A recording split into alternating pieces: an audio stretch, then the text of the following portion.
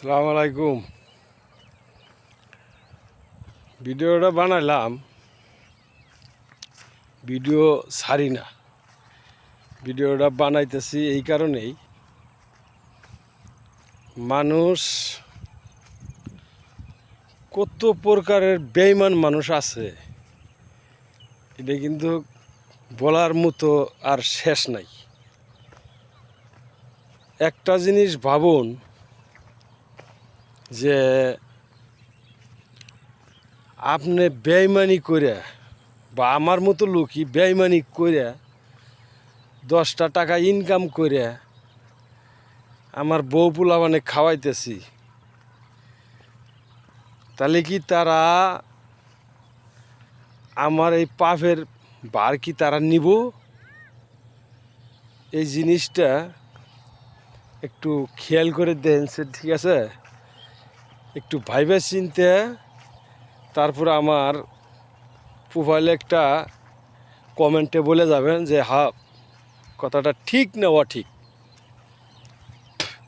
বেঈমানের কিন্তু শেষ নাই। বেঈমান বহুত প্রকারের বেঈমান আছে।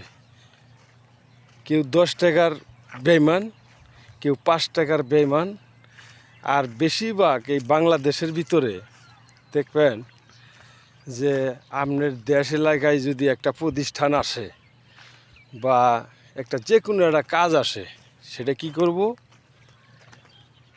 10 টাকা খায়া 20 টাকার হোগা মারে দেব। এটা হলো আমাদের বাংলাদেশের পরিস্থিতি, ঠিক আছে? তো কথাটা বললাম এই কারণেই, আমি দেখছি যে বেঈমান কত প্রকারের থাকে আর মানুষ নিঃস্বার্থ কত প্রকারের থাকে।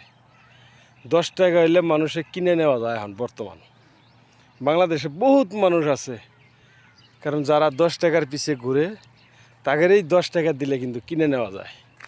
ওইটাই কিন্তু আপনার পিছে সারা জীবন বইটা মেরে যাব। যাক, ভুল হলে সবাই মাফ করে দিন।